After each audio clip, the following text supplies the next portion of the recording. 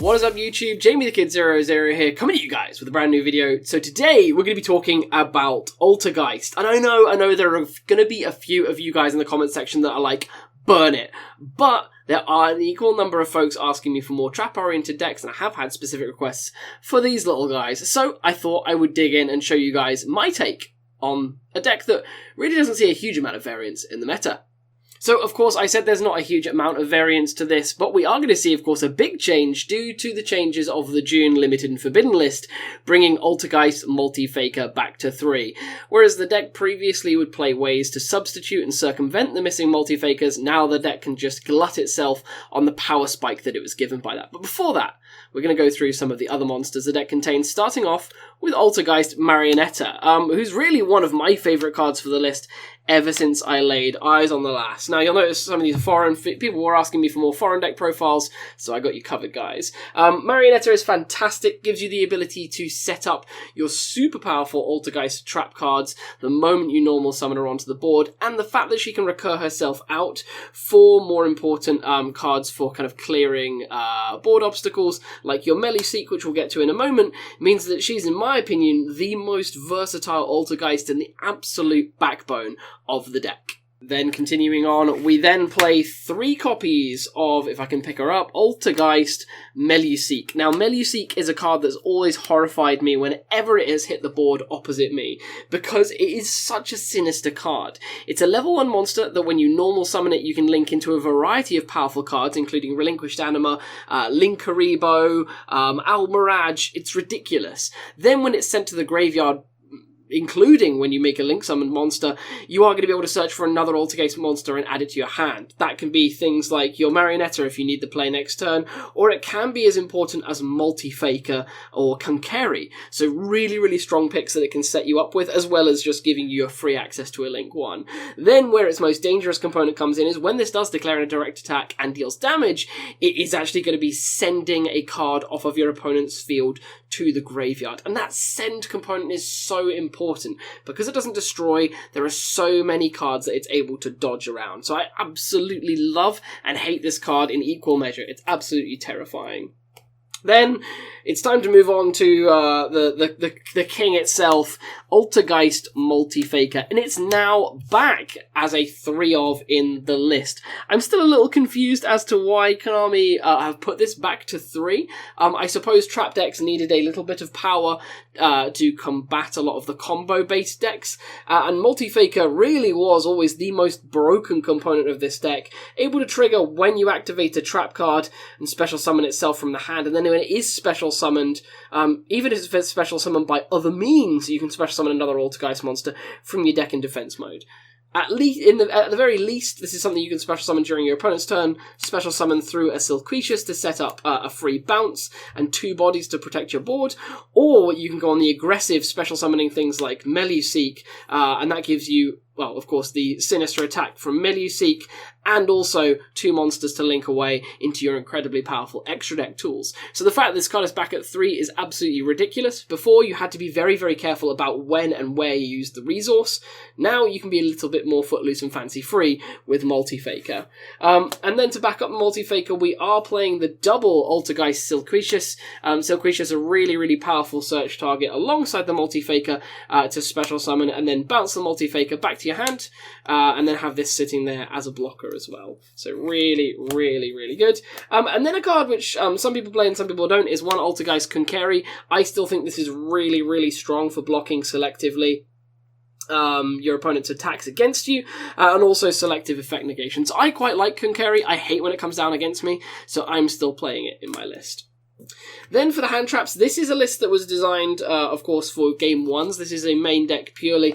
It's important to note that I would easily side another set of at least 3 hand traps, if not another 6 hand traps. However, for the moment, we are playing 3 copies of Ash Blossom and Joyous Spring, 3 copies of Effect Veiler. Nibiru would be an immediate side deck choice. The other one I don't really want to talk about because a friend of mine doesn't like me encouraging it on the channel.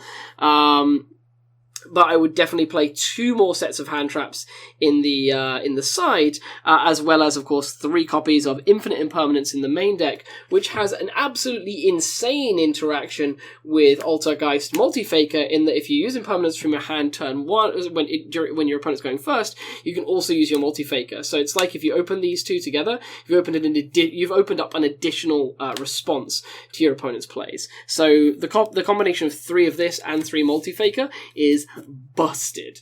Then the spell lineup is super simple. We just use it to get towards our more powerful Altergeist monsters and traps. So in doing so, we're playing 3 copies of Pot of Duality. This is definitely a card that can go down to 2, and it's a card which pretty much gets immediately sided out for hand traps for me when I'm going second. I just feel like it's so much more important to have access to those interruption cards so I can establish myself on the board. So 3 Duality, I think, is fantastic for your game 1 choices. And then these are 3 stand-ins for Pot of Extravagance, because it's coming out in Toon Chaos. So with a bit of cinema magic, boom, we'll make those Pot of Extravagances. It's self-explanatory. You don't make use of your extra deck a huge amount. You do need access to your full main deck, hence why I'm not as big of a fan of actually playing Desires. So Extravagance is the way to go. And without a huge amount of draw in the deck, you're really facing no penalties for that. So that's the full spell lineup, 6, and realistically you're going to be cutting that down to 3 the moment you start siding. Then for the Altergeist traps, we are playing 2 copies of Altergeist Call of the Haunted in the form of Manifestation. Took me a second because these are Oshonung, I can't even pronounce that. And then 1 copy of Altergeist Protocol. Once you set up the 1, that's usually all you're ever going to need, and you are able to recur it back, I believe, with Silketius. However, there's a big part of me that wants to take this to 2, especially with the extra Multifaker now, and I always want Multifaker to be able to resolve. So this could maybe go to 2, but it's the lineup is kind of fine as it is. You've got 3 targets for your 3 normal summons of Marionetta as well, so we're kind of perfect. Then, in my opinion, the card that I've always hated seeing the most in Altergeist, but in my opinion, it's single-handedly the most powerful card in the deck, is Personal Spoofing. So, Spoofing is ridiculous in the way it interacts, and it reminds me a lot of, I believe Infestation Infection was the name of it, the trap card of the Evil Swarm deck. The fact that you can use this to shuffle an Altergeist card from your hand or face up on your field to the main deck, and then add an Altergeist monster from your deck to your hand. So, the way I most often see this used, and the way I hate it the most, is as more effect protection. So it's similar to Protocol in a lot of regards. If I summon, say, I go normal summon Marionetta, I go activate effect, they go Chain Veiler, I can Spoofing that away. They will miss it with the Veiler and it will still resolve. The Spoofing can then search me a Multifaker, and I can special summon the Multifaker. Absolutely bonkers. The only way this card could be more broken is if it was called Altergeist Spoofing. Otherwise, this is bonkers and very much deserving of that super rare print. But absolutely obscene, single-handedly the reason why I want to play the deck. And then otherwise, the traps, which I felt are really strong in the meta right now, and I wanted to play in the main deck, were 3 copies of Solemn Strike, just because it's an absolutely obscene way to stop your opponent's monster effect. It's very, very hard to stop itself due to its nature of a counter trap. And with the meta not seeing very many counter traps or kind of counter trap setups, like things like Orcust Crescendo and things like that. This is much stronger into situations where your opponent has a multiple monster negate board, so things like Boral Savage. They're not going to be able to chain negate to protect their boards. This is going to stop something and it's going to kill it. So very, very much like those. Then, like we were saying about boards, 3 Torrential Tribute are the quickest resolution to board blowouts. And again, it's not really a card I see people playing around all that much. So absolutely loving Torrential at the moment for the surprise factor. And then 1 copy of Imperial Order. We're playing the common because my Hollow one is damaged.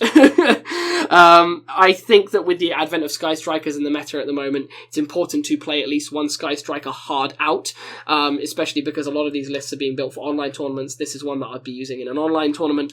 An Order was a card that I think is very important. So that rounds out the full main deck. It is 40 cards on the nose. Let's get into the extra deck.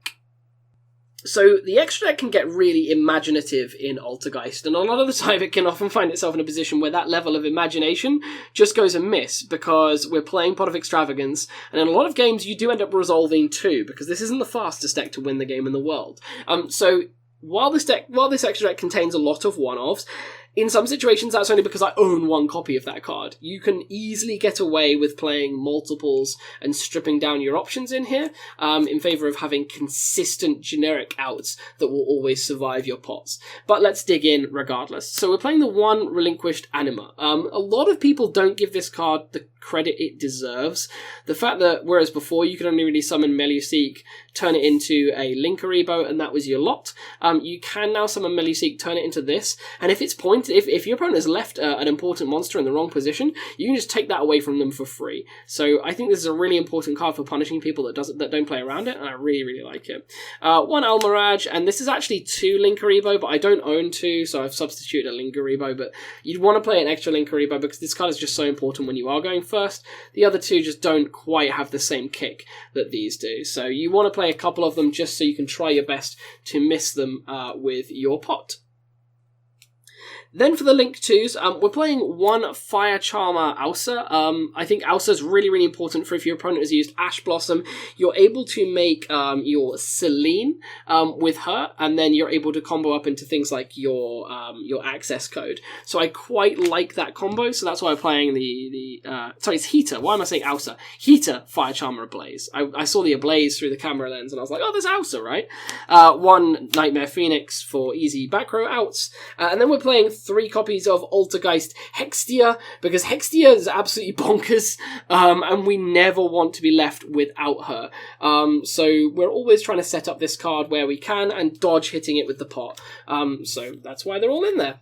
For our rank 3s, we are playing the 1 Prima Banshee. It doesn't come up as often, but it's nice to have as the option. The 1 Nightmare Unicorn, the 1 Ningirsu, and then the 1 Celine for our access code talker combo. So that's primarily why it's in there. And the deck is almost entirely composed of spellcasters as well, so she just gets a ridiculous amount of advantage onto the board to give you some kill shot monsters. And then we also play 1 copy of Appaloosa and 1 copy of Access Code Talker, 1 for if we need to make a more solid board and 1 for if we need to make a kill shot.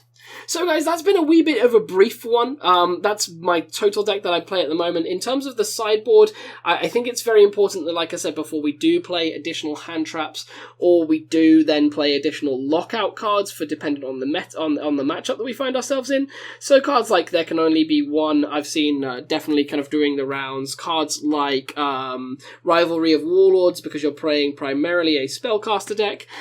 Cards of that ilk. So hand traps and solid lockdown cards, maybe a few back row outs for the mirror match as well, in the form of Heavy Storm Duster.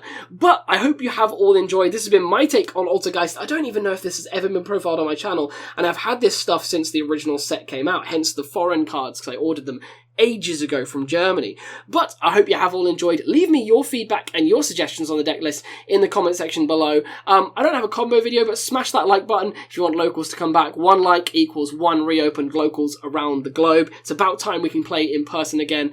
I hope you've all enjoyed. I have been Jamie the Kid 00. Subscribe if you're new here, share this with your friends, and I will see you guys very, very soon with some more Yu-Gi-Oh! Related content. Peace out. Bye-bye.